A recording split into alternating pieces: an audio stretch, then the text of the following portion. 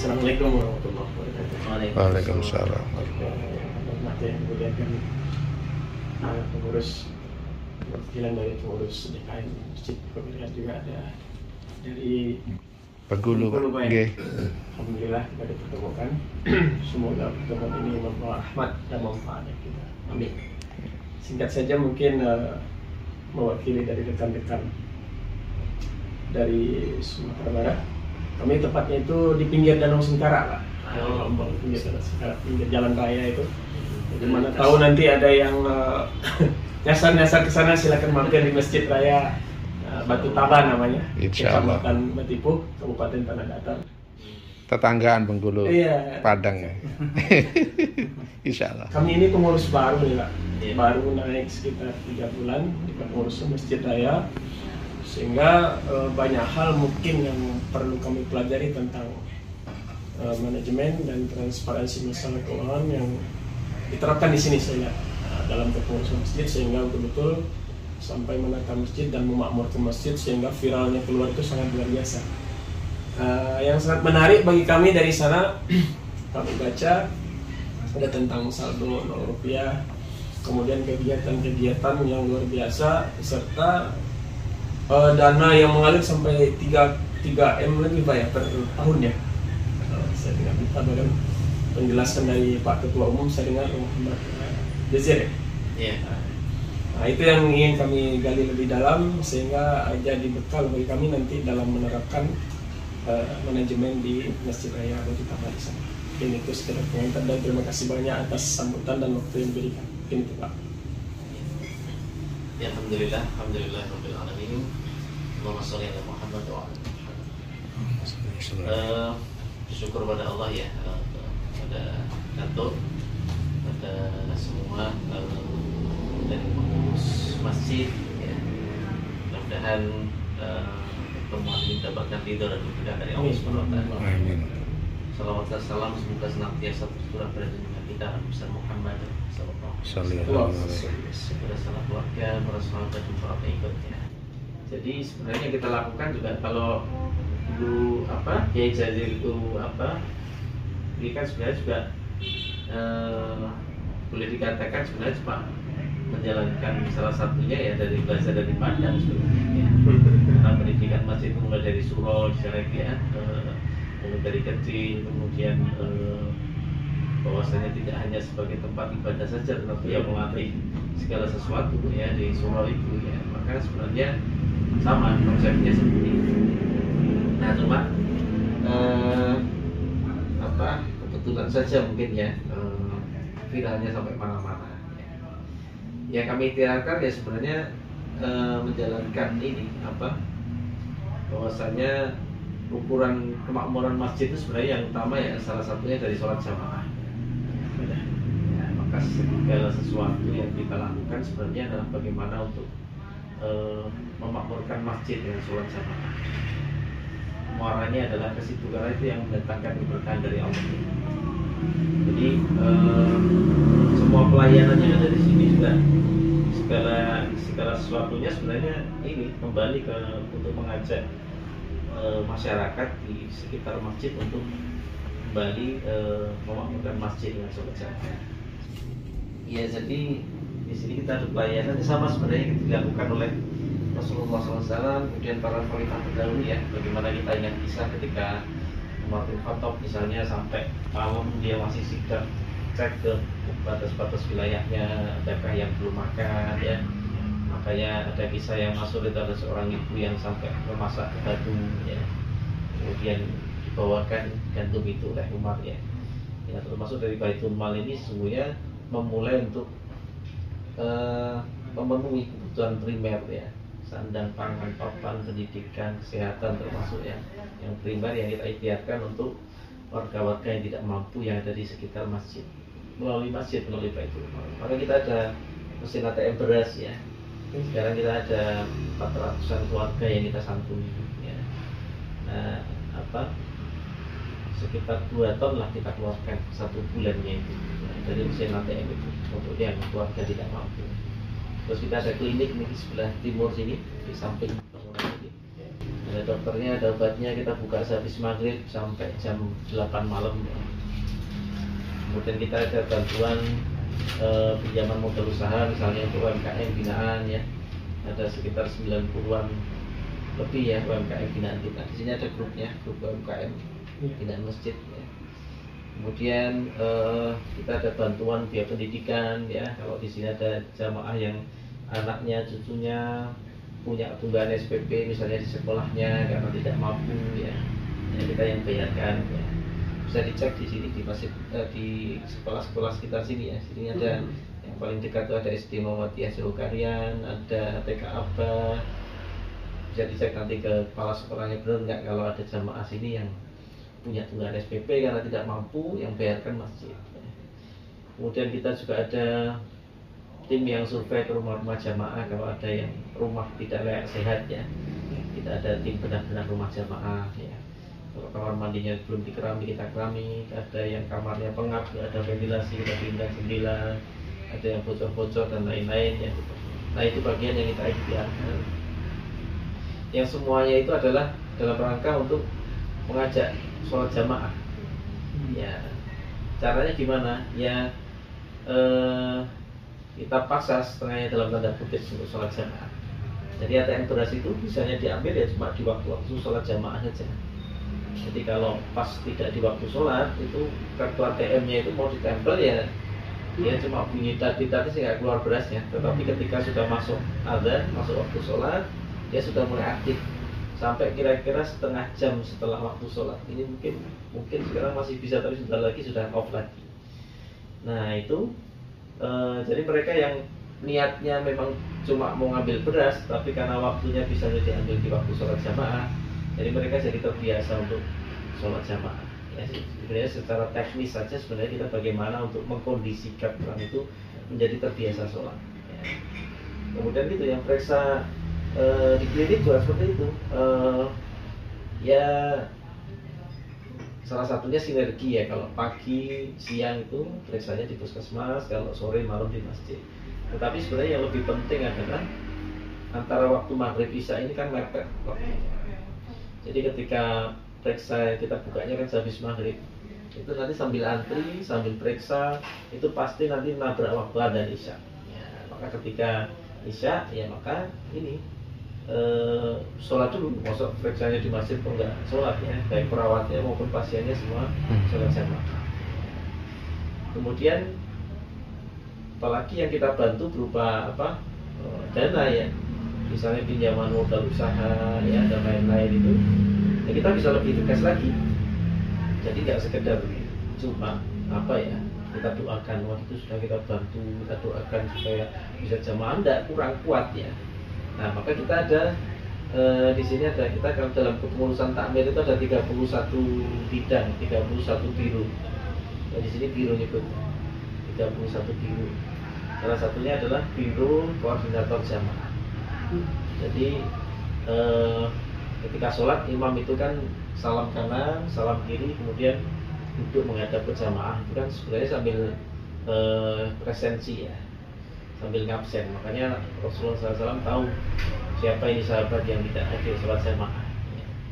Nah karena sekarang sudah ada lantai 2, sudah kadang kalau subuh itu kalau satu ahad sampai kita di jalan ya, artinya kan perlu instrumen yang untuk mengetahui sebenarnya jamaah kita itu siapa saja. Nah, kalau zuhur, asar ini termasuk paling sedikit jamaahnya ya, karena masih banyak yang aktivitas di luar ya. Nah, di sini nggak ada pondoknya, nggak ada asrama atau apa. Nah kemudian maghrib isya itu biasanya tambah banyak dikit ya. Tapi alhamdulillah di sini paling banyak itu justru kalau sholat subuh ya. Nah itu jadi tiap-tiap RT, tiap RW itu kita ada koordinator jamaah yang fungsinya adalah mengetahui apa yang jamaah rutin itu siapa saja. Nah, salah satu tugasnya adalah ketika misalnya ada salah satu jamaah, misalnya saya kalah sebut apa Bambang misalnya, dia rutin jamaah di masjid, tapi kok 2 hari, 3 hari ini nggak kelihatan. Kenapa? Padahal nggak ada berita mau pergi kemana gitu, nggak ada. Nah koordinatornya tadi ngecek ya ketika terkonfirmasi sakit misalnya, nah biasanya ini habis asar ini, itu biasanya terus berapapun yang pengurus yang hadir ketika ada yang sakit, nanti kita sudah siapkan santunannya ya, kemudian kita silaturahim, kita doakan untuk bisa sholat jamaah lagi ya. Termasuk kalau ada data dari Biro Pemberdayaan Ekonomi ya, kan ada 31 biro ini, baru saya sebutkan 2 ya, Biro Koordinator Jamaah, Biro Pemberdayaan Ekonomi. Nah, Biro Pemberdayaan Ekonomi termasuk ini yang ACC kalau ini kita beri bantuan pinjaman modal usaha. Datanya diberikan ke koordinator jamaahnya. Oh iya, ini masuk RW saya, masuk RW salah satu itu kan. Oh ini Pak siapa, misalnya Pak Agus. Nah, terus dicek. Ketika dia ini sudah disampaikan di awal ketika memberikan bantuan pinjaman itu, termasuk salah satunya harus aktif sholat jamaah dan lain sebagainya. Nah, ketika ada data misalnya ini Pak Agus sudah pinjaman modal usaha, sama koordinatornya dicek, ini kok nggak pernah datang kelihatan sholat jamaah padahal dapat bantuan pinjaman modal usaha, ya langsung kita beri surat SP1, surat peringatan 1 ya. Nah, nanti kalau misalnya nggak ini lagi, masih nggak kelihatan, nanti SP2. Kalau sudah SP3, mereka nggak boleh lagi jualan di pasar komandan ya, pasar bulan. Tidak boleh jualan di pasar rakyat setiap Sabtu Ahad ya. Besok itu kalau habis subuh sampai jam 9 itu Sabtu Ahad ada pasar rakyat ya. Nah, kemudian mereka tidak boleh dapat akses pinjaman modal usaha lagi ya. Kemudian kita juga ada tiap 2 bulan sekali kan ada ngaji bisnis ya, untuk menambah pengetahuan bisnis. Kita undang yang mereka yang sudah sukses bisnis dan lain sebagainya ya. Nah, kemudian kita juga kadang ada pelayanan, kita undang fotografer profesional, kemudian mereka yang punya produk kuliner atau mereka punya produk-produk apa itu, silahkan dibawa ke masjid, kemudian nanti difotokan. Nah, jadi fotonya jadi bagus. Jadi ketika nanti di-share di WA group, bisa di toko-toko online mereka ya, di medsos segala itu. Jadi kemungkinan lakunya menjadi tambah besar karena memang gambarnya sudah bagus ya, tidak hanya seperti yang dijepret pakai kamera sendiri, pakai fokus HP sendiri. Nah itu, nah mereka semuanya nggak bisa dapat akses itu ketika mereka tidak sholat berjamaah di masjid. Jadi kuncinya itu memang harus mengajak untuk sholat berjamaah. Sama ketika mereka yang kita bayarkan bantuan ini biaya pendidikan ya, untuk SPP-nya dan lain-lainnya. Kalau mereka tidak kelihatan sholat jamaah ya, buat apa bulan depan dibayarkan lagi SPP? Jadi itulah pemaksaan. Yang dimaksud dakwah dengan kekuasaan itu ya seperti itu. Ketika kita mempunyai kuasa untuk memaksa ya, maka itu harus dipaksa, tidak hanya sekedar didoakan saja ya, karena itu yang selemah-lemahnya kan ya. Maka itu bagian dari mengikhtiarkan sebenarnya bagaimana sebanyak mungkin orang untuk kembali ingat bahwasanya tugas kita utama itu di dunia ya, wa khalaqtul jinna wal insa illa liya'budun. Tidak untuk yang lain, semua untuk beribadah kepada Allah. Nah, maka semuanya itu dalam rangka sebenarnya untuk tadi ingat ya, terutama dalam sholat berjamaah ya. Nah, mungkin dalam pelaksanaannya nanti turunannya menjadi banyak ya, program dan lain sebagainya, tetapi sebenarnya muaranya itu memakmurkan masjid dengan sholat berjamaah.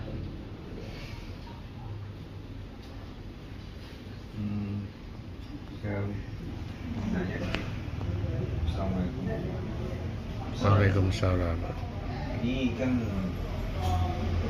suatu gambaran yang membutuhkan modal. Dari mana kita memperoleh modal untuk biaya sebanyak itu? Ya, kuncinya adalah semua itu kita lakukan dengan edukasi ya. Membangun kesadaran jamaah ya. Jadi kita mulai semuanya dari hal-hal yang kecil. Kita dulu juga nggak pernah membayangkan sampai 1 bulan itu sampai 2 ton untuk memberikan beras ya untuk keluarga yang tidak mampu.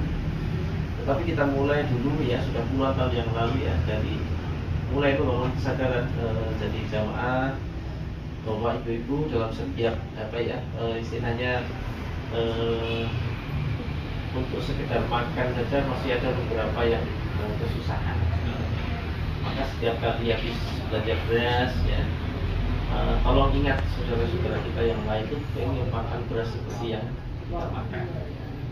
Maka sehabis belanja beras itu ingatlah, sisihkanlah 2 genggam, 3 genggam itu dimasukkan ke kotak infak beras. Itu masih ada kotaknya di sana. Ya. Kotak infak. Kotak infaknya kan di sini macam-macam tulisannya. Ada kotak infak beras, kotak infak air minum, kotak infak untuk jenazah, kotak infak untuk kebencanaan, kotak infak subuh, kotak infak sebut Jumat, kotak infak parkir dan lain-lain. Nah, semua itu masing-masing ada kisahnya, ada ceritanya. Nah, salah satunya kotak infak beras itu dulu seperti itu. Jadi tiap 2 pekan sekali, ya, berapapun yang terkumpul di situ, itulah yang kita buka. Kita bagikan ke keluarga yang paling tidak mampu dari level yang paling bawah. Ya, awalnya dulu masih cuma baru berapa rumah, belasan rumah. Nah, sekarang sudah jadi ratusan rumah. Nah, sekarang pun juga yang membawa nggak cuma 10-20 lagi. Ya, ada juga yang bawanya uang karena mereka repot kalau bawa ini beras tetap boleh dan suka uang. Nah, itu sudah dari dulu juga sudah mulai itu ya. Nah, sekarang sudah tambah banyak. Kadang begitu habis sholat ada yang mengambil beras, kemudian ditanya mungkin ada orang luar, kemudian diwawancara langsung ternyata memang orang yang memerlukan. Nah, tahu-tahu besok itu sudah ada yang ngantar 2 karung, 3 karung beras gitu ya, ditaruh di samping mesin antar. Jadi insya Allah ketika kita memulai suatu program ya, dari hal yang kecil itu nanti akan dipertemukan oleh yang Allah perjalankan untuk mengisi pos-pos itu. Tapi yang terpenting adalah kita memulainya dulu. Karena dari pengalaman kami, alhamdulillah justru dengan banyaknya aktivitas, banyaknya kegiatan, itu yang justru dalam tanda kutip itu jadi proposal sebenarnya.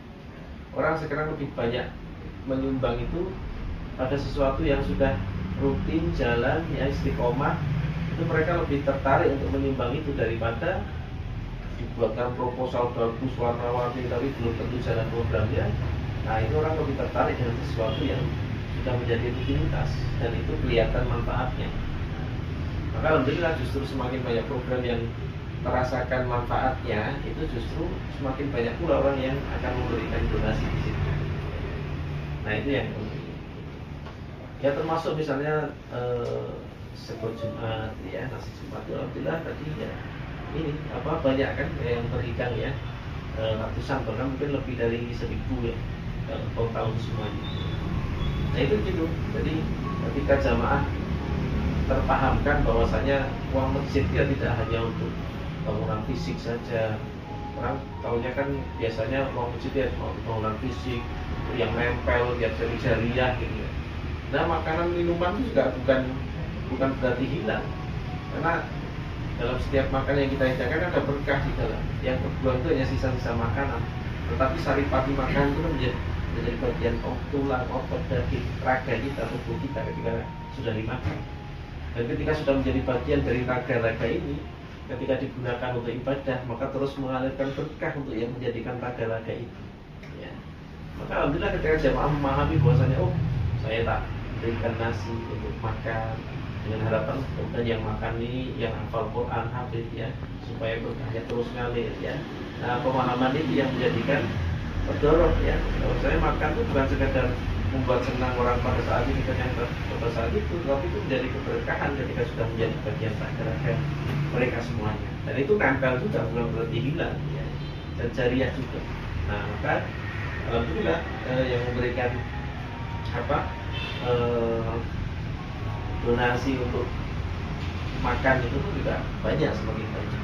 Bahkan ada yang membawa sendiri dari rumah langsung dibawa ke masjid. Nah, itu kuncinya sebenarnya di membangun kesadaran. Kita tidak menggantungkan 2 atau 3 donatur besar ya. Kalau seperti itu nggak akan kuat, karena apa ya? Nanti ketika program berjalan, kemudian misalnya donatur yang kita harapkan ini misalnya meninggal ya programnya jadi nggak jalan karena nggak ada yang meneruskan ya. Tapi karena ini disokong oleh banyak warga dengan kesadaran itu tadi, maka alhamdulillah. Jadi bedanya di situ, ketika kita misalnya cuma sekedar memaksa ya, ibu bisa menyediakan 10 dus ya, terus mungkin yang nggak kaya kita minta 25 dus ya, tapi tanpa dibangun kesadarannya, tanpa diedukasi, mungkin yang muncul malah menggerutu kan, bahwa ini waktunya bebas, orang mau suruh biar bagus kayak gini. Nah, tetapi kalau itu muncul karena kesadaran tadi, karena yang dibangun dengan edukasi tadi, jadi mereka malah justru nggak hitung-hitung lah. Kadang-kadang malah kok bilang pas ada pisang minta tambah buah biar tambah enak ya. Karena harapannya adalah mencari berkah dari makanan yang kita berikan. Nah itu pentingnya sebenarnya membangun kesadaran tadi. Dan itu tidak hanya dalam hal infak, sedekah dan lain-lain ya, tetapi yang utama juga termasuk pengurus ya. Pengurus ini bagaimana ya perlahan-lahan ya dikuatkan bahwasanya ya visi misi tentang dakwah kemasjidan ini ya. Bahwasanya dalam dakwah ini siapa yang paling repot, siapa paling puntang-panting, siapa paling berkeringat, siapa paling capek, sesungguhnya manfaatnya ya untuk dia sendiri. Walaupun sepi, walaupun sendirian, walaupun nggak ada yang melihat, walaupun nggak ada yang memuji ya, semuanya itu dicatat detail malaikat Allah, sebesar zarah pun tercatat, tidak akan tertukar, tidak akan terlewatkan ya, dan semuanya itu menjadi tabungan masing-masing. Jadi dalam dakwah ini siapa yang cuma mau mengambil dari sisa-sisa tenaga, sisa-sisa waktu, sisa-sisa yang serba sisa-sisa itu ya dapatnya ya itu sisa-sisa. Tapi yang memberikan lebih dengan tenaganya, dengan dananya, dengan pikirannya, ya yang didapat itu.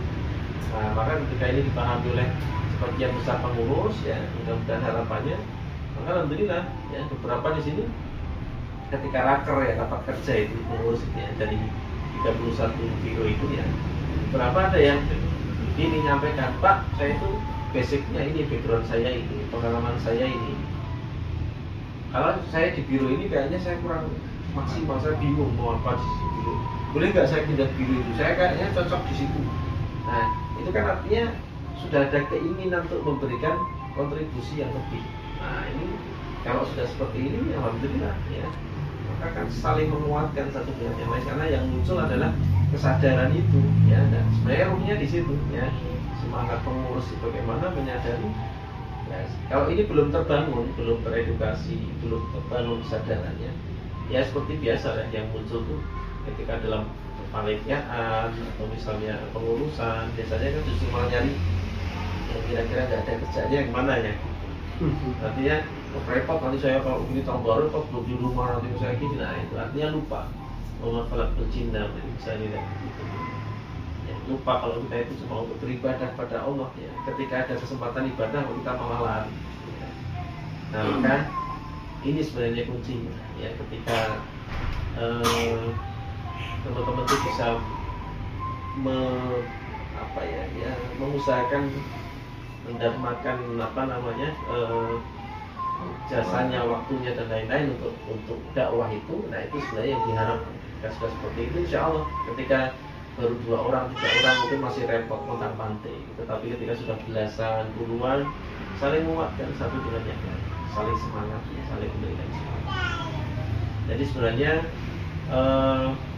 kita mulai dari yang kecil ya, apa yang bisa dilakukan itulah yang kita mulai. Kita nggak membayangkan yang besar-besar, tapi dari potensi yang ada di sana apa, kemudian ya itulah yang kita olah dulu. Dari yang ada itu kita nggak sampai harus minta bantuan dulu baru jalan apa programnya dan lain-lain, tapi potensi apa yang ada itulah yang kita mulai maksimalkan. Insya Allah nanti akan diberikan jalan. Kira-kira sebagai pengurus ini kadang-kadang kan jadi timbul pikiran waktunya kesita, tenaganya kesita. Gimana kira-kira untuk menghilangkan itu? Ya itu tadi ketika muncul sudah visinya ya tadi ya, itu ya seperti itu. Kita kalau dari 31 biro itu kan ada sekitar 130-an sampai 140-an pengurus semuanya kalau raker rapat kerja itu ya. Semuanya itu relawan ya. Yang digaji itu saya cuma karyawan, karena kita di sini ada hotel di lantai 3, ada resepsionis 24 jam 3 shift, itu ya karyawan, ada security 24 jam 3 shift ya, masing-masing 2 itu juga karyawan, ada cleaning service dan lain-lain itu juga karyawan ya, beberapa staff ada yang diberikan insentif segala itu juga ya, inilah istilahnya ada insentif ya, Tetapi sebagian besar pengurus di sini ya itu relawan semuanya. Yaitu karyawannya Allah, karena ini masjid itu rumahnya Allah. Dan yang pasti nggak mungkin Allah itu gaji kok kalah sama makhluknya. Seberapapun besar perusahaan kita kerja dimanapun, multi internasional sekalipun, itu masih makhluknya Allah. Jadi nggak mungkin kalau kita kerja sama Allah ya gajinya kok kalah sama Allah. Nggak mungkin gaji lebih sedikit dari makhluk. Kita baru tahu nanti di hari perhitungan, baru tahu ternyata gajinya besar. Kenapa nggak dari dulu saya ngurus? Baru tahu nanti. Jadi kalau sisa-sisa waktu kita sisa juga. Iya, bisa juga. Dapat Nah, sisa. itu yang perlu diperkuat sebenarnya. Insya Allah ketika kita menyadari itu, semangat itu, giroh itu muncul ketika kita tahu ilmunya, memahami. Ya, sekarang yang perlu diperkuat kan itu. Bagaimana dulu para sahabat sampai mengeluarkan seluruh hartanya, ada yang separuh hartanya saya berikan, ada seluruh hartanya, tapi nggak boleh kan harus ada yang untuk bagian seperti itu. Kenapa bisa sama seperti itu? Ya karena mereka berlomba-lomba tuh berniaga sama Allah ini tidak ada bandingannya. Ya kan? Nah kita kan masih banyak pikiran dunianya ya, karena ya, memang yang kita alami sekarang seperti mengimani yang gaib itu kan ya berat. Ya, kita sudah tahu sholat 2 rakaat sebelum subuh itu lebih baik dari dunia seisinya ya. Tapi ya masih banyak yang belum kerjakan, padahal ya itu luar biasa. Artinya kalau dibandingkan kekayaan nggak ada yang bisa membandingkan seperti itu ya. Tapi karena belum real kelihatan ya, ini masih bayangan kita. Walaupun kita percaya sih, tapi kan belum. Tapi coba misalnya diganti, kalau sholat subuh terus 3 bulan apa 5 bulan berturut-turut nanti diberi motor, pasti lebih banyak ini. Karena sudah bayangannya lebih real gitu kan. Nah walaupun itu kita yakin pasti benar juga yang dijanjikan Allah, cuma kita kan belum. Nah, jadi ya sebenarnya itu dalam rangka untuk menyemangat. Ya insya Allah ketika semakin banyak ini teman-teman yang semangatnya sama, ya insya Allah jadi lebih ringan. Nah, bantu lagi ini. Jadi berebut untuk bisa berpartisipasi. Satu lagi, bagaimana terjadi misalkan ini juga sering terjadi sih perbedaan pendapat antara pengurus yang merasa ini kerjanya dikerjain sama temannya, singgung ya, menghilangkan itu biasanya. Ya kalau dihilangkan total nggak bisa karena memang di dunia itu tempatnya masalah. Nanti kalau pengen nggak ada masalah itu kalau sudah di surga nanti nggak ada masalah. Nah memang bagian masalah itu justru lah itu kesempatan yang Allah berikan untuk memberikan kita lebih banyak pahala sebenarnya. Termasuk tadi ujian, rasanya nggak terima, atau mungkin apa namanya seperti itu ya, bagian semuanya itu bagian ujian. Dan itu kan cuma baru diuji semuanya. Nah jadi dan itu perbedaan nggak mungkin dihindari. Kita ini kan dari 4-5 mazhab itu ya sudah berbeda ya. Kemudian nanti ngajinya beda, rukahnya beda. Ketika ini apa ormasnya beda, pemilu partainya beda lagi. Artinya sangat mungkin apa namanya perbedaan. Dan itu ya sunatullah yang bisa. Cuma bagaimana kita justru masjid itu sebagai perannya sebagai, maka salah satu tagline kita kan perannya kita harus sebagai pengikat ya. Salah satu tagline kita kan pengurus masjid itu bukan penguasa masjid, tetapi pelayan jamaah. Jamaah kita kan macam-macam ya, ada yang NU, ada yang Muhammadiyah, ada yang Persis, ada yang Salafi, ada yang Tabdiyah, ada yang semuanya. Itulah tamu-tamu Allah yang datang ke rumah Allah ini yang harus dilayani. Nah maka ya itu termasuk itu yang harus kita ikhtiarkan. Bolehlah perbedaan itu, siapapun boleh berbeda sebagai sarana untuk maslahul khairat, nggak masalah ya, kelompok-kelompok itu. Tapi ketika ada kepentingan yang lebih besar, kepentingan bersama umat Islam ya, kepentingan kelompoknya ini harus direm. Ya, itu proses perlu waktu ya untuk bisa saling legowo dan lain sebagainya.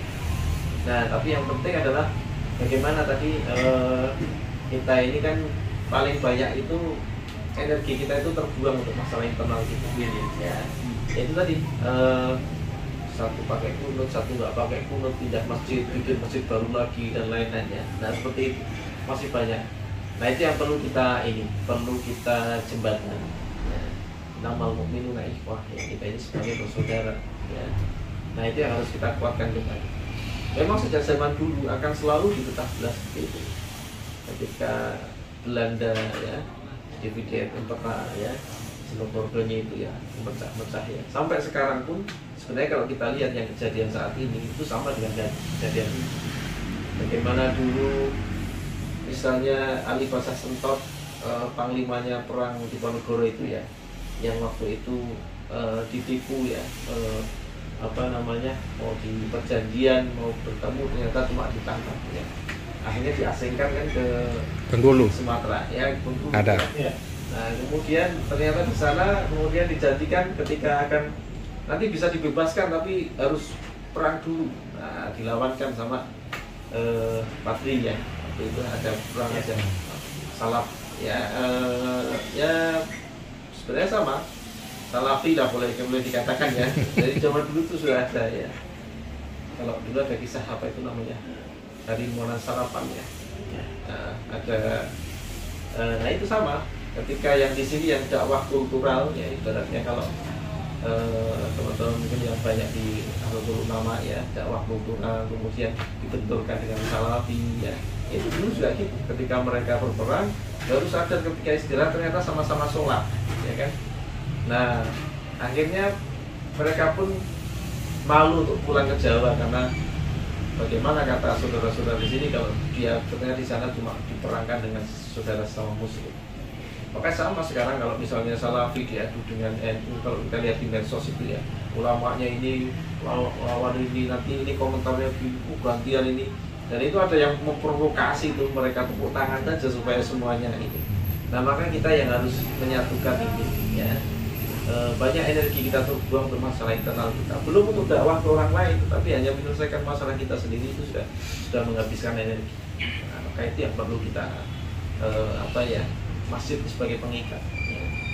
Potensi kita ini sebenarnya luar biasa. Nah, tinggal bagaimana tadi maksimal. Kadang-kadang juga gini teman-teman tuh yang sudah sholat di masjid masih disalah-salahkan. Tahiyatnya salah, ini harusnya benar ini. Nah yang belum datang sholat itu jauh lebih banyak daripada yang sudah sholat. Kenapa nggak itu yang didakwahi? Ya, sudah sholat itu alhamdulillah. Nanti kalau dia disalah-salahkan malah jadi berkurang lagi yang malah jadi nggak datang sholat. Padahal yang belum banyak datang sholat itu lebih banyak. Kenapa itu tidak yang kita dakwahi?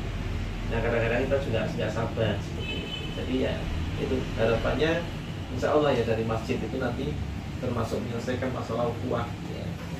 Nah, itu harapannya ya biar ini sama-sama bisa memaksimalkan kita dakwah kita. Ya itu Ustaz, tadi dalam penjelasan itu kita lihat bahwa salah satu langkah yang ditempuh untuk membangun kesadaran masyarakat atau masyarakat dengan edukasi, membangun kesadaran. Yang kami ingin gali sedikit itu strategi atau pendidikan apakah program-program yang dilakukan oleh institut kemudian dalam hal yang lebih menitikkan kepada masalah keilmuan karena ada yang juga berusaha diulang jadi kegiatan-kegiatan yang mungkin bisa kami contoh kali ya di sana untuk yang lebih menitikkan. Kalau kayak kami di situ kan ada kajian kuliah subuh, ada militan, ada malam mingguan yang kan setiap insiden itu misalnya Muharram kami adakan tahajud bareng, kemudian kita lanjut dengan buka puasa bersama. Nah di sini yang lebih menitikkan kepada pendidikan mungkin kita keilmuan yang bisa belajar di sini itu. Ya hampir sama mungkin kalau yang untuk rukun subuh kita setiap subuh ya ada rukun, kemudian ada tahsin ya, tahsin yang dewasa itu kalau yang bapak-bapak itu hari Selasa dan hari Kamis malam gitu ya, ada 4 kelompok. Kalau yang ibu itu total ada 12 kelompok tahsin gitu ya. Kemudian anak Hamas ya, Hamas itu himpunan anak-anak masjid. Itu TPA itu ada sekitar berapa ya? Sesuai selitnya itu ada sekitar 10-an kelompok ya. Dan kemudian kajian-kajian yang umum. Tapi kita yang untuk internal itu lebih ke ini kegiatan yang sesuai dengan rantai kaderisasi. Kalau kita kan di paling bawah itu ada Hamas, himpunan anak-anak masjid, himpunan anak-anak masjid itu usia PAUD TK SD. Kemudian di atasnya ada pengurus Hamas yang ngurusi himpunan anak-anak masjid ini tadi ya, usia SMP sampai kelas 1 SMA.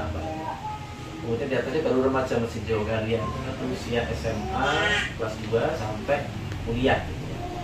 Di atasnya ada korma, keluarga alumni remaja masjid. Isinya bapak muda. Kenapa ini perlu ada? Karena dulu ada fenomena ketika remaja aktif, kemudian nikah muda, kemudian jadi nggak aktif lagi ya. Giren kalau bahasa Jawanya itu barabi leret. Habis menikah terus berhenti aktifnya ya. Karena dikasih undangan pengajian remaja katanya, sorry bro, udah gak remaja ya. Dikasih undangan pengajian bapak-bapak katanya, belum tua saya, ini alasan aja gak ngaji. Jadi ada sendiri bapak muda. Yang ibu-ibu muda juga ada umida ya, umida. Kemudian baru bapak takmir, ibu takmir. Nah di Sumat Jenjang ini ada pembinaannya ya, misalnya remaja itu ngaji kitabnya hari Senin malam ya. Kemudian ngaji kontemporernya itu Pemara, pengajian malam Rabu ya. Kemudian kalau hari Jumat itu tadarus keliling ya, di rumah-rumah yang mundur itu keliling membaca tadarusan ya. Nah seperti itu, tiap jenjang itu ada ini, maka nanti terkontrol indikatornya itu. Ketika misalnya akhir-akhir ini remaja yang berangkat tadarusan itu biasanya 80-70 orang, kok ini cuma 40, semakin berkurang jadi 35, kadang cuma 25 yang datang. Nah maka ya harus dilakukan sesuatu apa yang bisa menggerakkan lagi yang anak muda. Kalau nggak diatasi nanti ya akhirnya ya pas generasi itu tinggal dihitung aja berapa tahun ke depan ketika mereka menjadi takmir ya pasti saat itu ya takmirnya sedikit karena waktu remajanya juga sedikit. Nah, kan maka harus diantisipasi. Yang untuk remaja misalnya begitu ya. Jemput bola, mereka akan punya banyak komunitas ya, komunitas olahraga, futsal, komunitas sepedaan, komunitas ya kita belum masuk ke komunitas-komunitas ini.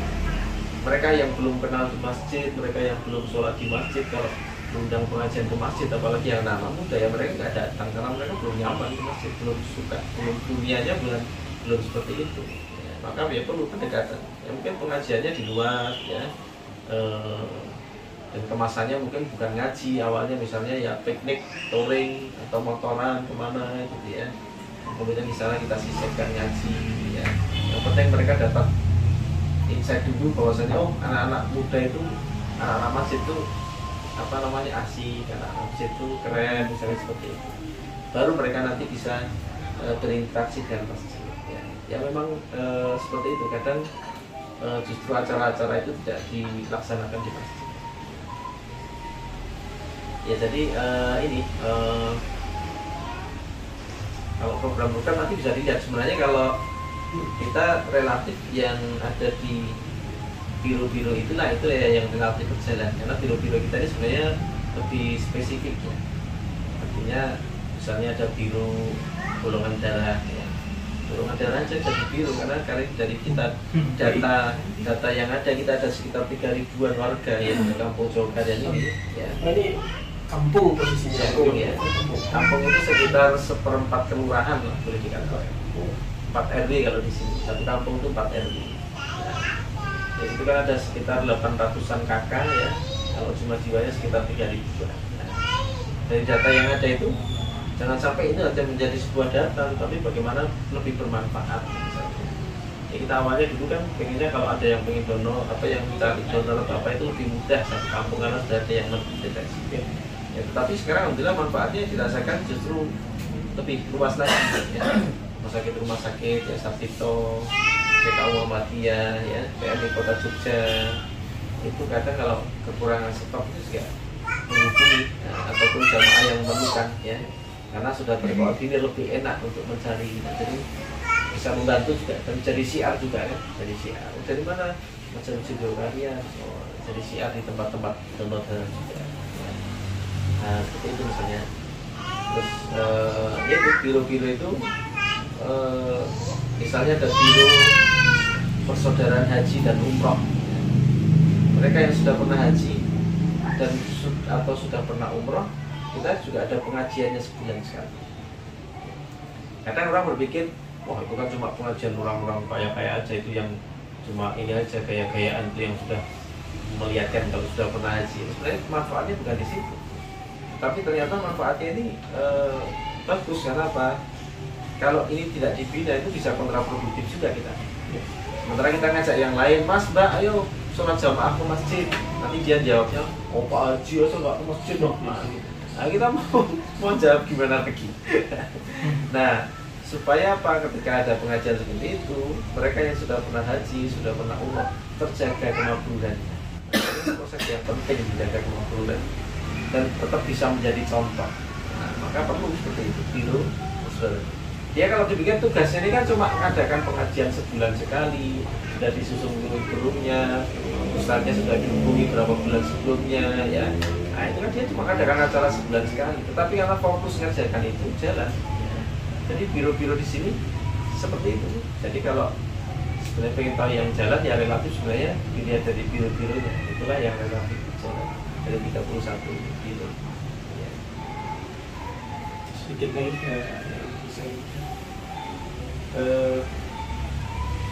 Ibu Karyan sampai ke titik ini kan melalui proses yang panjang sampai ke titik ini. Kemudian Allah sendiri mengatakan ujian itu kan berbanding lurus dengan tingkat keimanan yang semakin tinggi kita semakin kuat. Sampai ke titik ini tentu juga di dalam kepengurusan begini tentu banyak timbul hal-hal yang baik dari dalam internal maupun godaan-godaan yang dari luar. Saya aja yang baru 3 bulan pengurus juga ada yang minta keluar, minta kuat karena omong masyarakat gitu kan. Jadi bagaimana di sini kami ingin bagaimana trik dari pengurus gitu tadi untuk menghadapi hal-hal yang baik yang sempat datang dari dalam terhadap pengurus maupun yang datang dari luar. Ya ini semuanya juga pasti mengalami. Ini juga pernah ada yang kuat juga maksudnya. Artinya kan bukan berarti di sini nggak ada dinamika, ya tetap sama aja. Ya karena tetap apapun ya, apalagi ya sebaik apapun usulan ataupun program itu kalau yang istilahnya suara miring yang nyinyir itu pasti tetap ada. Mau kita katakan lomba sholat keaktifan berjamaah berhadiah umroh misalnya, kalau setiap kali masuk dipisah laki-laki perempuan, terus kita dulu pernah pakai presensi pakai fidget train gitu kan. Itu semuanya supaya apa? Supaya objektif nggak subjektif ya.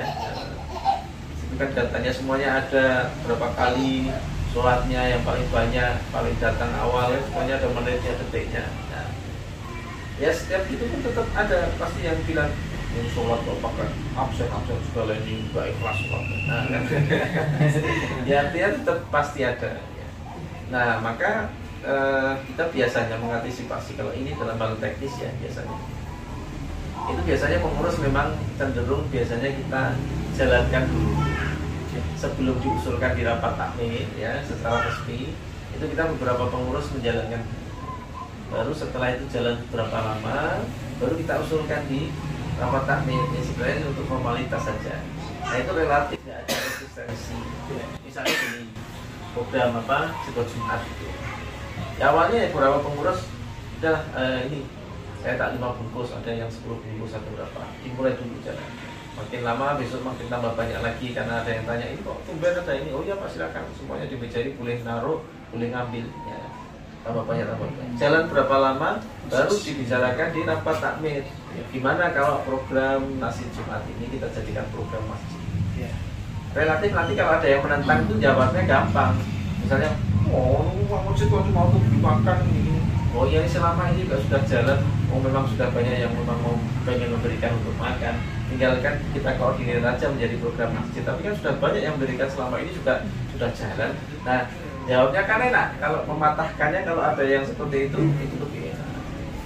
Nah misalnya dulu pernah juga yang ini apalagi ya program untuk ini misalnya pelayanan untuk sandal, sepatu hilang diganti baru dengan merek yang sama. Itu sebenarnya pelayanan untuk lebih khusyuk.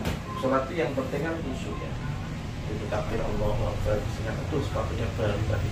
Kalau di pinggir jalan lagi di pojokan karena itu sholatnya kan nggak khusyuk. Nanti kalau hilang gimana gitu ya.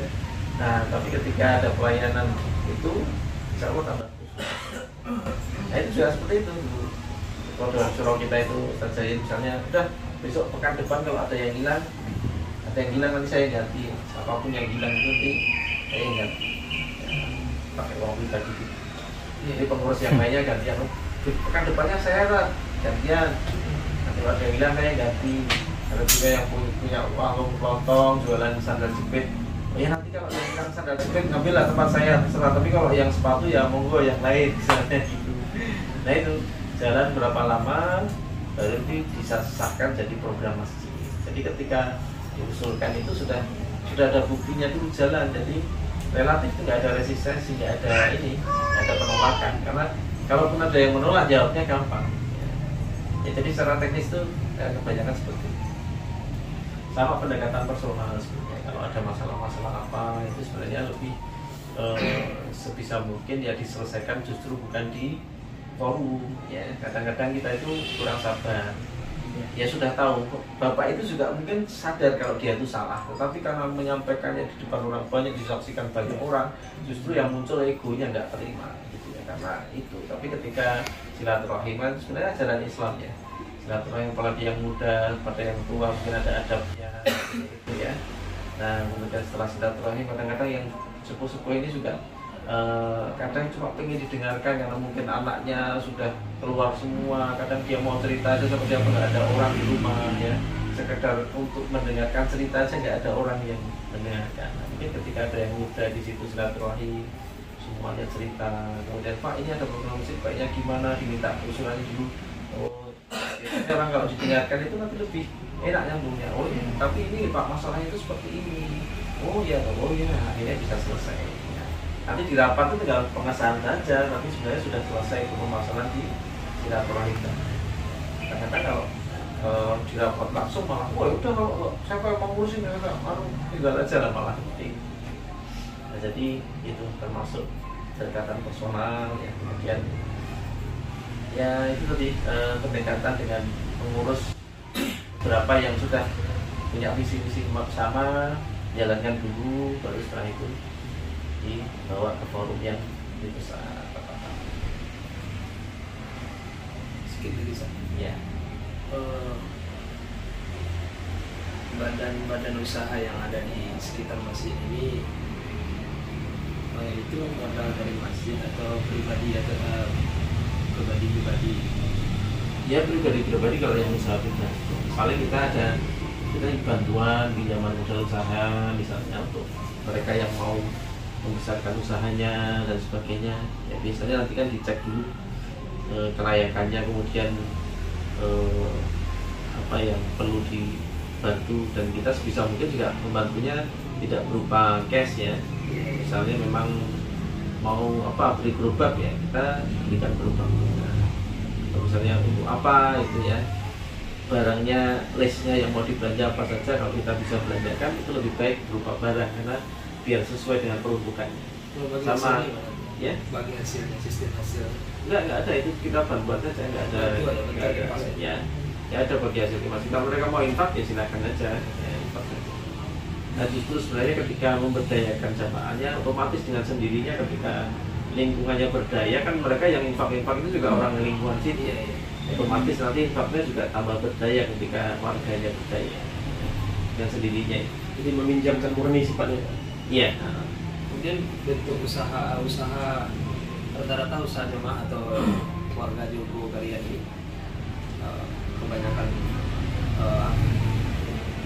orang kantoran atau petani. Oh ya, heterogen ya, campur ya. Ya ada yang itu, ada yang buka warung, ada yang ya semuanya ada, dagang. Ya ini Kalau kami rata-rata kan kebanyakan petani. oh gitu ya, berarti kan bisa disesuaikan. Misalnya ya kalau petani itu mungkin justru mungkin beras sudah nggak masalah punya niatnya, mereka punya ini ya. Atau petani apa kalau di sana? Ya, Sawah juga kan, artinya kan kalau beras kan nggak masalah semua punya kan. Artinya bisa juga. Dulu juga ada di suatu daerah itu di situ sentra kelapa ya, masjidnya nggak berkembang karena nggak ada yang infak ya, menengah ke bawah lah boleh dikatakan ya. Sebenarnya kan tinggal caranya, ketika mereka punya banyak kelapa itu ya infaknya itu kelapa aja, satu bingung kalau infak uang berat kan gitu. Tapi ketika saya tuh kalau kelapa mau berapapun diambil, rumah lu buahnya nah akhirnya dikumpulkan sampai masih ada tanah lapang. Kumpulkan itu ketika jadi berapa truk dijual kan jadi uang ya.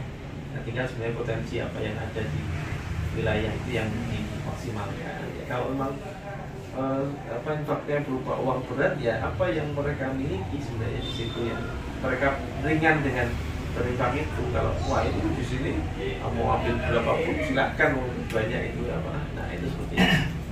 Jadi insya Allah sebenarnya ada jalan ya, asal kita mau berpikir mengusahakan ya seperti apa, potensi apa yang ada. Mungkin yang di sini nggak bisa jalan di sana, tetapi ada sebenarnya potensi yang di sana itu justru di sini malah nggak bisa jalan ya, tapi di sana malah bisa jadi potensi. Kita lihat potensi yang ada ya, termasuk usaha-usaha masjid misalnya yang usahanya masjid ya, misalnya penginapan ya, karena di Jogja ini kota wisata jadi selalu penuh ibaratnya ya untuk penginapan. Kemudian kita juga ruang pertemuan ya, bisa untuk lembaga-lembaga dakwah ada acara di sini itu termasuk bisa untuk pemasukan, jadi untuk menambah ini membantu operasional masjid ya.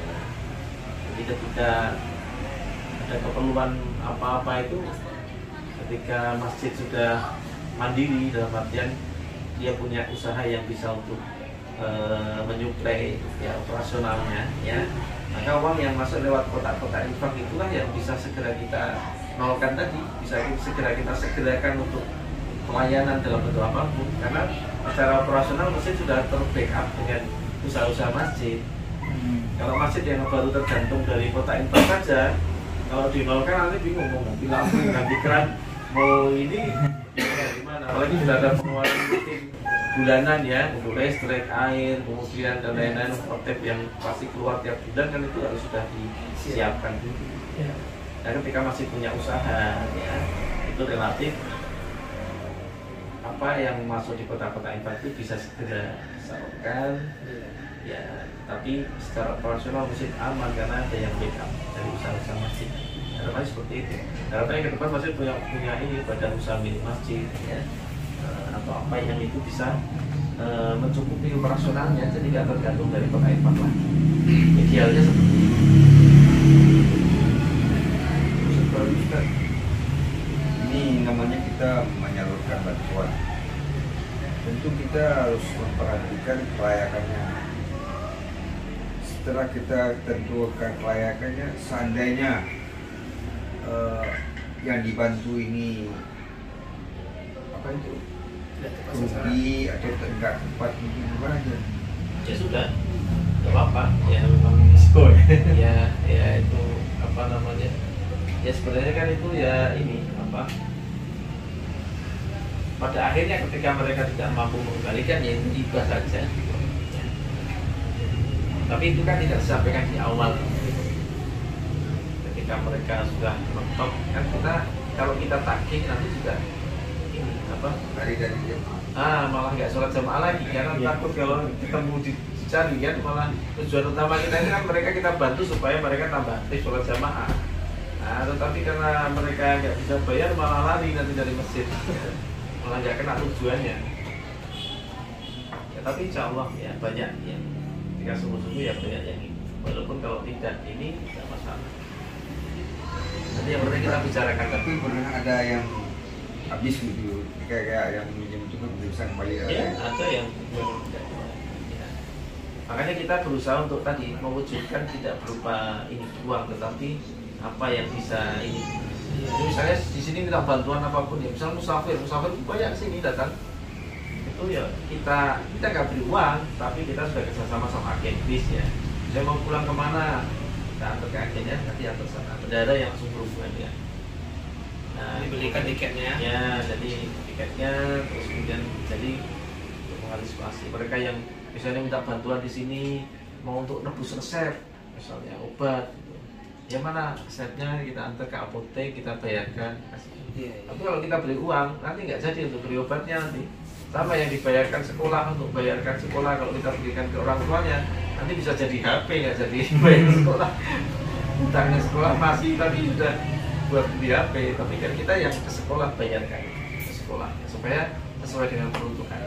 Kita usahakan tidak memberikan uang ya di Misalnya ada yang datang sini, Pak ini Pak untuk ongkos bensin, ya udah mana kabarnya ayo ke pom bensin diisi, kita bayarkan komplek, tapi jangan diberi uang.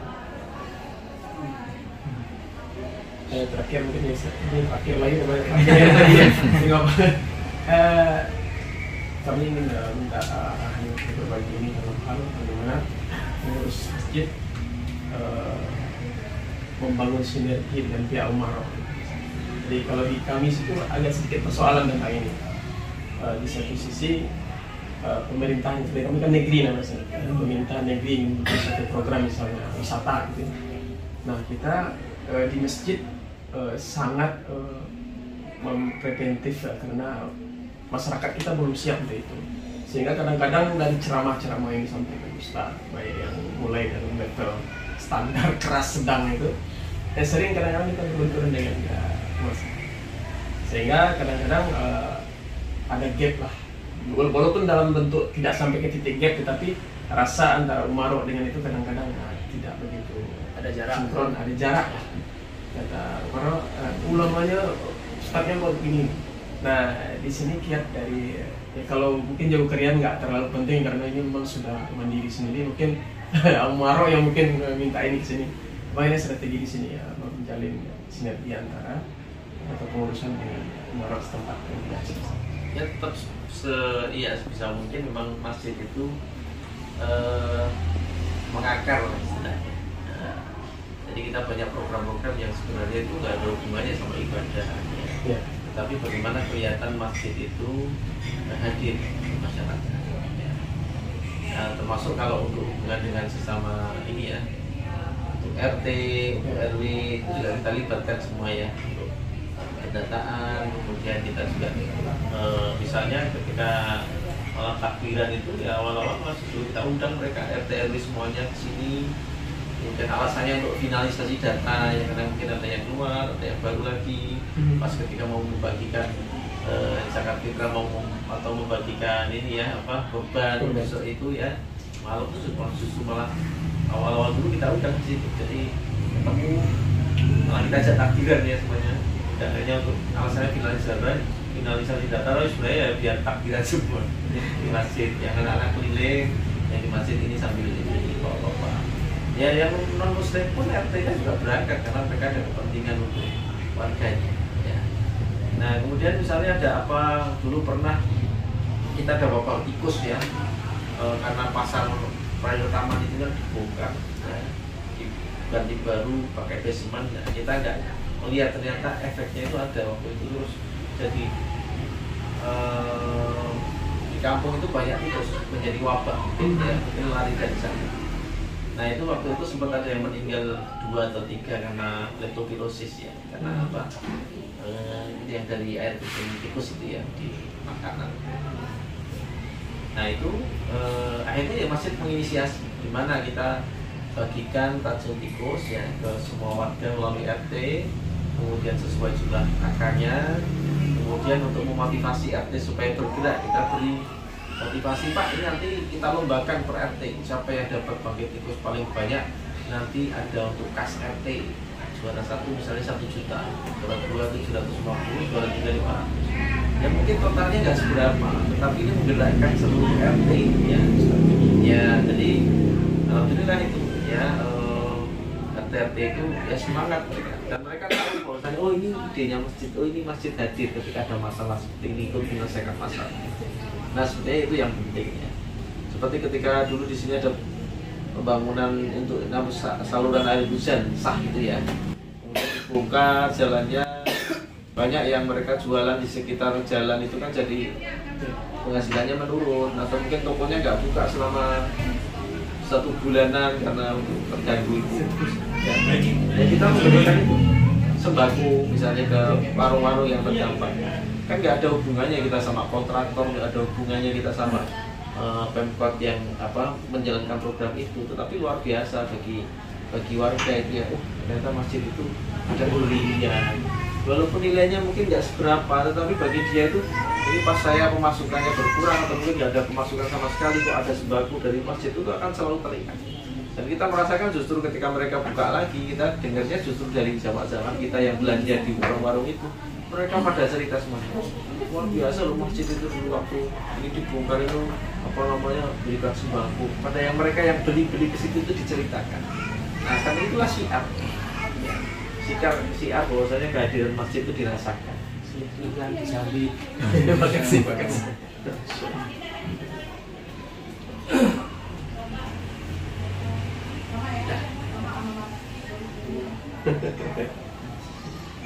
Banyak ilmu yang ya sebenarnya kita juga cuma ini ya apa namanya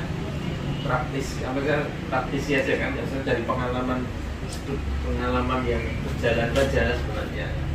Makanya masing-masing pengurus mungkin juga akan beda ceritanya karena yang dialami mungkin ya ini apa namanya beda-beda sesuai pengalamannya masing-masing ya.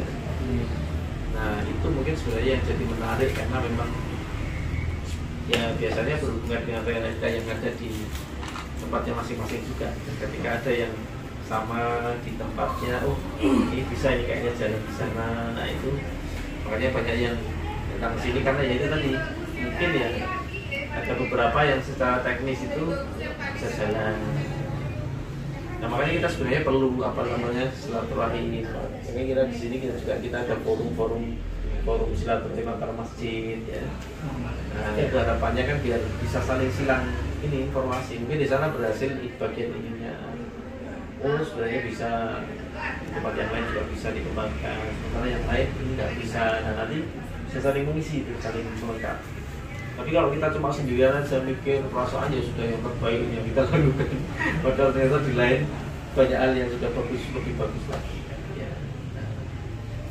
Ya alhamdulillah.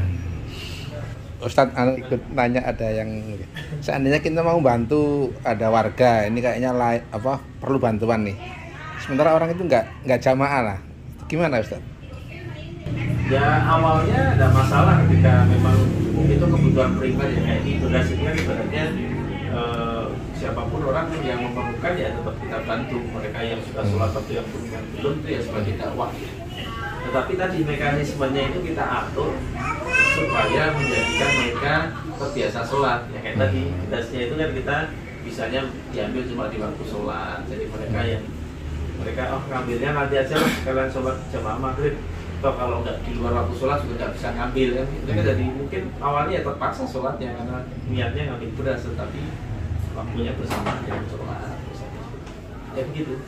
Tapi kalau yang program-program yang pelayanan untuk warga yang kesehatan, yang apa, kemudian santunan apa namanya sembako atau apa ya, memang kalau mereka memerlukan ya, apalagi kalau yang dari Baitul Mal, kalau mereka masuk asnafnya ya fakir miskin, kemudian ada yang yatim apa ada yang apa terlilit hutang misalnya kita sudah ada sebagian selesaikan yang terlilit itu kita lihat seperti apa gitu ya, itu kita sudah bantu. Memang mereka haknya ini ya kita berikan. Tapi bagaimana mekanismenya dipikir supaya ada pendidikannya. Karena kalau kita cuma berikan saja tanpa pembinaan, itu nanti mereka jadi kebiasaan aja. Malah cuma nagih-nagih aja. Ini sudah lama nggak ada pembagian sembako ini. Wah, suara nagih-nagih, sholatnya enggak, nagihnya jalan terus. Itu makanya apa namanya repotin. Tapi bagaimana caranya diatur. Jadi kita yang misalnya ya ada pembinaan 400 orang yang dapat pembagian beras itu kita ada pembinaannya, pengajian sekian sekali. Jadi mereka supaya terbina. Dan alhamdulillah beberapa ada yang sudah mengembalikan ke ATM-nya. Pak, bismillah Pak, ini mudah-mudahan mohon doanya, mudah-mudahan kita tambah mampu. Ini bisa untuk yang lain yang membutuhkan. Jadi mereka ada keinginan untuk berubah dari tangan bawah menjadi tangan yang atas. Karena ada pembinaan tadi. Nah kalau kita cuma memberikan saja tanpa dibina, ya itu nanti justru akan menjadi malah jadi masalah untuk pengurusnya itu nanti. Itu ngambilnya di ATM beras tuh? Iya. Tidak jam sendiri tadi ya? Enggak, itu sudah dijual online itu. Udah ada ya? ITB itu jualannya yang bikin ya. Alat itu. Itu pakai apa? Kartu ATM? Ya, awalnya pakai kartu ATM, tapi sekarang sudah kita alihkan pakai KTP elektronik. Jadi sekarang pakai KTP-nya sudah jamaah sudah bisa. Apa juga bisa kalau bawa KTP tempel di situ, tag itu nanti keluar tulisannya maaf kartu Anda belum dikenal. Makanya belum taruh dulu. Registrasi ya. Kalau yang sudah terdaftar begitu tempel keluar beras 2 kilo. 2 kilo. Oh. Cuma sedikit lagi konsep ini apa tidak punya pemikiran untuk dimasukkan ke struktur. Maksud saya kan gini, ini metode memakmurkan masjid dengan menghidupkan lagi caranya Nabi menghidupkan masjid, memakmurkan masjid. Kemudian di kalian sudah melaksanakan itu dan terbukti itu manfaat serta faedah yang terlihat sebagai besar. Kenapa tidak coba dimasukkan ke struktur? Maksud saya kita kan punya Dewan Masjid Indonesia ya. Program ini diusulkan ke atas, kemudian saya melihat, saya ini termasuk petualang kan, saya jalan kemana-mana melihat masih banyak masjid itu yang masih manajemen tertutup. Kita mau sholat aja, jangankan orang tidur, mau sholatnya kadang-kadang malam itu ditutup. Jadi maksud saya kenapa konsep ini tidak diinikan ke Dewan Masjid, kemudian bisa diinstruksikan secara nasional. Ya sudah, sebenarnya beberapa kali juga di daerah-daerah sudah mengadakan Dewan Masjid juga ya. Kemudian Basnas, kemudian Pemkot juga di sini kalau yang di Kota Gede juga sudah untuk 3 kali ya, untuk Jogja wilayah utara dikumpulkan, untuk juga di Bali Kota acaranya, kemudian yang ini juga. Tapi kan ya memang realitanya ketika berjalan mungkin pas waktu datang situ ya semangat gitu ya. Kita terus waktu pulang ya apa istilah jamnya semangat lagi. Jadi ya apa ya insya Allah tapi memang harus selalu diulang. Orang iklan aja minimal harus diulang 3 kali. Ya, apalagi ini siar ini juga harus lebih sering lagi diulang. Supaya